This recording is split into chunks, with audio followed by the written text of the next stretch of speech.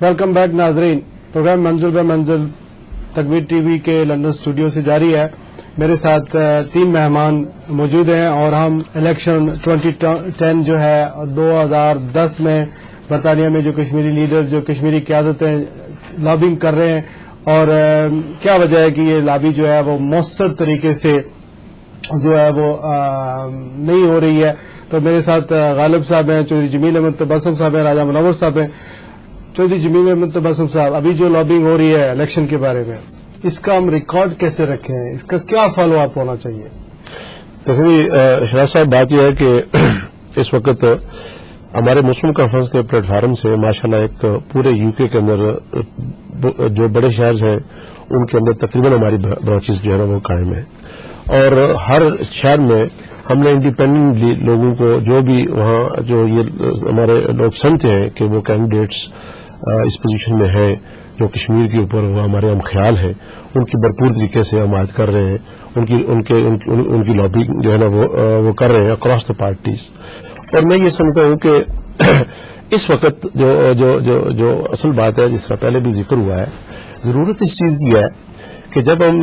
Labour party ने तो एक ओपनिंग दी और उसमें लोगों को, हमारे लोगों को वहां नुमाइंदगी दी, जब ज़ाहिर आपके नुमाइंदे वहां पर जाएंगे तो वो आपकी तर्जुमानी करेंगे बासित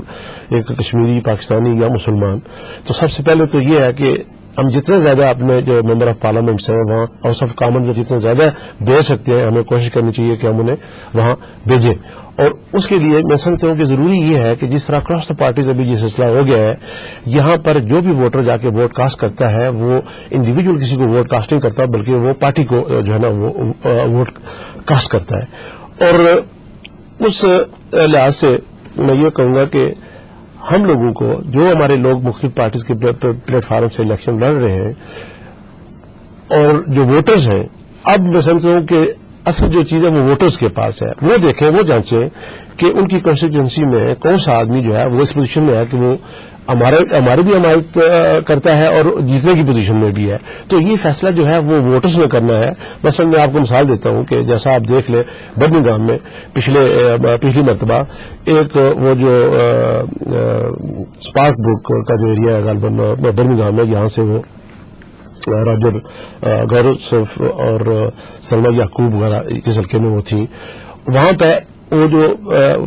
एक कैंडिडेट जो था उसके 13,700 वोट थे जो राजर गौरव जो वहां जीता था, और जो बाकी 3 थे वो सब पाकिस्तानी मुसलमान जो कैंडिडेट्स थे उनके 18,000 के लगभग वोट थे। तो अगर इस तरह की हिकमत अमली हल्का वाइज की जाए तो उसका भी उसका हमें जो है बेटर रिजल्ट मिलेगा। और जब हमें रिजल्ट मिलेगा तो फिर हम एक चीज उसके बाद तय कर सकते हैं कि अब आइंदा हमने कैसे हिकमत अमली करनी, जब आपके हाथ में कोई चीज जो है वो आती है। तो अच्छा ठीक है। जो जमील अहमद तबस्सुम साहब, जब हम वापस आएंगे तो हम राया साहब से गुफ्तगू का आगाज करेंगे, लेकिन इस वक्त गालबन मेरे साथ लाइन पर मौजूद है डॉक्टर मिसफर हसन साहब, ऑल द वे फ्रॉम बनले। अस्सलाम वालेकुम। वालेकुम अस्सलाम। डॉक्टर साहब, वेलकम टू द शो। आप लिबरेशन लीग के कन्वीनियर हैं और सदर कुल जमाती इंटरनेशनल कश्मीर कमेटी जो 13-14 जमातों का अलायंस है उसके जो है वो इस वक्त सदर भी हैं। आप ये बताएं कि ये इलेक्शन जो अभी होने जा रहे हैं, इसमें मसला कश्मीर या कश्मीर के कजिए को हाईलाइट करने के लिए आपने मुश्तरका तौर पर कलेक्टिवली क्या हिकमत अमली अख्तियार किया है? हेलो जी डॉक्टर साहब, आपको मेरी आवाज आ रही है? जी बिल्कुल आ रही है। मैं यही कह रहा हूं कि मसला कश्मीर के कजिए के हल के लिए इस वक्त जो बरतानिया में इलेक्शन हो रहे हैं, इसको हाईलाइट करने के लिए कलेक्टिवली इज्तिमाई तौर पर आपने मुश्तरका तौर पर कोई हिकमत अमली अख्तियार की है? जी हाँ जनाब, बिस्मिल्लाहिर्रहमानिर्रहीम। सबसे पहले तो मैं आपका शुक्रगुजार हूं कि आपने मुझे ये मौका फराहम किया है, और दूसरी बात यह है कि आपके पैनल में बैठे हुए तमाम दोस्तों को मेरा सलाम। बात यह है कि मुश्तरका हिकमत अमली हमने कुल जमाती बैनुल अक़वामी कश्मीर राब्ता कमेटी के प्लेटफॉर्म से की है, और हमने उसमें एक कमेटी कायम की थी जिसमें आपके एक पैनलिस्ट जनाब गालिब साहब भी हैं और प्रोफेसर नजीर शॉल साहब हैं उसमें, और हमारे दोस्त इरशाद मालिक साहब थे उसमें मेरा नाम भी है, हमारे जो जनरल सेक्रेटरी हैं वो भी हैं उसमें। और उसमें کوشش یہ تھی کہ تمام حلقوں میں جا کے جو ممبران پارلیمنٹ الیکشن میں حصہ لے رہے ہیں ان کے ساتھ مل کے تو کشمیر کے ایشو پر ان کی رائے کو معلوم کیا جائے، ایک، اور نمبر دو، ان سے کہا جائے کہ آپ لوگ کشمیریوں کی حق خود ارادیت کے لیے جب آپ الیکٹ ہوں تو ان کی حق خود ارادیت کے لیے ان کی حمایت میں پارلیمنٹ کے اندر اقدامات کریں۔ لیکن یہاں مشکل جو درپیش ہوئی ہے، ایک تو بات یہ ہوئی کہ جہاں میں رہتا ہوں برنلے میں، وہاں پہ ایک بائی الیکشن آ گیا کاؤنٹی کاؤنسل کا، تو مجھے لیبر پارٹی نے جو ہے جس کا میں ممبر بھی ہوں انہوں نے مجھے ٹکٹ دیا ہے وہاں سے الیکشن لڑنے کے لیے۔ تو ایک تو میری توجہ اپنے اس جو کام ہمارا تھا اس سے تھوڑی سی ڈائیورٹ ہوئی ہے۔ دوسری بات یہ ہے کہ میں عملی طور پر ابھی دیکھ رہا ہوں کہ جو سیاسی عمل ہے یہاں برطانیہ کے اندر اس میں ہمارا مسئلہ کہاں پر ہے۔ یہ دو مختلف اینگلز ہیں جس سے میں اب اس مسئلے کو دیکھ رہا ہوں۔ تو پہلی بات تو یہ ہے کہ جتنی بھی فارن پالیسی پہ ڈبیٹ ہوئی ہے اس میں کشمیر ایشو کسی بھی سیاسی جماعت کے ایجنڈے پر نہیں ہے۔ اب جب یہ ایشو ایجنڈے پر نہیں ہے تو ایم پیز جو ہیں وہ کہیں پر بھی جو پارلیمانی امیدوار ہیں وہ ویسے تو بات کرتے ہیں اپنے ووٹوں کے حصول کے لیے کشمیر کی، لیکن عملی طور پر اس ایشو کو ایجنڈے کے پر نہ ہونا جو ہے وہ میں سمجھتا ہوں کہ ہماری ایک ناکامی کی بڑی واضح مثال ہے، اور ہماری بدقسمتی ہے کہ ہم اس معاملے کو آگے نہیں لے کر جا سکیں گے، کیونکہ جو ایم پیز ہیں وہ جیسے غالب صاحب ہمارے حلقے میں بھی آئے، باقی جگہوں پر بھی گئے ہیں، تو کشمیر ایشو پہ بات تو ہوئی ہے، لیکن جو ہے وہ جب تک کہ یہ ایشو ایجنڈے پر نہیں ہوگا پولیٹیکل پارٹیز کے اس وقت تک اس پہ کام نہیں ہو سکتا۔ اچھا یہ بتائیے گا کہ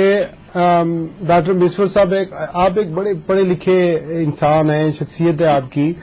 آپ کل جماعتی رابطہ کمیٹی جو ہے اس کی صدارت آپ نے لے لی، اور یہ میرے نقطۂ نظر سے شاید بہت سارے لوگ اور آپ اس سے متفق نہیں ہوں گے، یہ تو میرے لیے ایک مردہ گھوڑے کی مانند ہے یہ جماعت، یہ جو الائنس ہے آپ کا،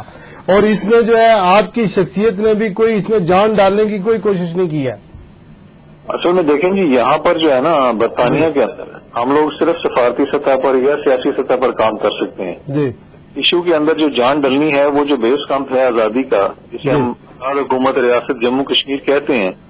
جان تو وہاں سے آنی ہے، یا مقبوضہ کشمیر میں جہاں پر تحریک چل رہی ہے۔ جی ٹھیک ہے جی، ہم تو صرف ایک اسپوکس مین کا کام کر سکتے ہیں، لیکن یہ بھی تو ہے نا کہ آپ کی جو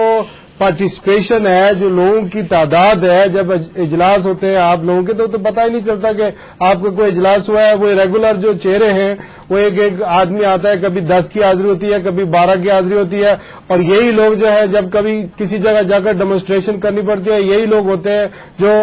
وہ یادداشت بھی پیش کر رہے ہوتے ہیں، مظاہرہ بھی کر رہے ہوتے ہیں، اس کے علاوہ تعداد نہیں بڑھتی نظر آ رہی۔ بالکل میں آپ سے اس بات پر اتفاق کرتا ہوں جی، اور بات یہ ہے کہ پارٹیسپیشن 1990 میں جب یہ تحریک دوبارہ شروع ہوئی اور کشمیر کا مسئلہ بین الاقوامی سطح پر سامنے آیا ایک دفعہ ابھر کے، تو اس وقت سے لے کے آج تک تقریباً 20 سال ہونے کو آئے ہیں، لوگوں نے بہت ساتھ دیا، لوگوں نے بھرپور مظاہرے کیے، لیکن وقت گزرنے کے ساتھ ساتھ جب لوگوں نے دیکھا کہ یار کوئی معاملہ آگے نہیں بڑھ رہا تو پھر لوگ مایوس ہوتے گئے۔ اب صرف بات یہ ہے کہ 12-13 جو لوگ آپ کو نظر آتے ہیں وہ جماعتوں کی نمائندگی والے لوگ ہیں،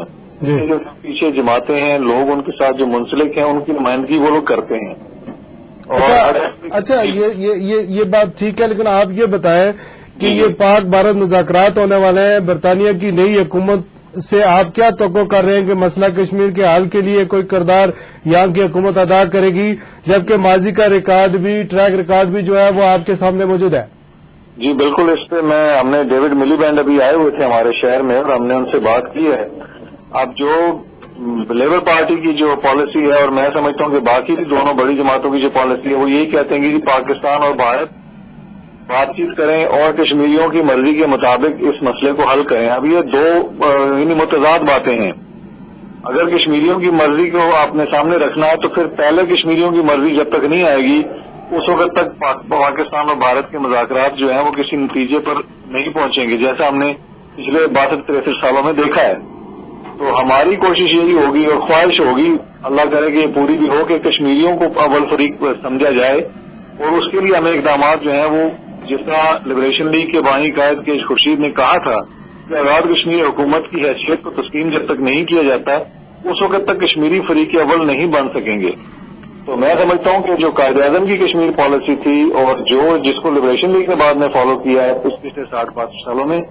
وہی ایک واحد راستہ ہے جس پہ کشمیر کے معاملے کو، کشمیریوں کو اول فریق کے طور پر دنیا کے سامنے لایا جا سکتا ہے۔ تو میں سمجھتا ہوں کہ ہمیں سب کو مل کر اب اس بات پہ غور و فکر کرنا ہوگا جو آج کی صورتحال ہمارے سامنے آئی ہے اس الیکشن کے حوالے سے برطانیہ کے اندر، کہ کشمیر کا معاملہ جو ہے وہ کسی سیاسی جماعت نے سامنے نہیں لیا،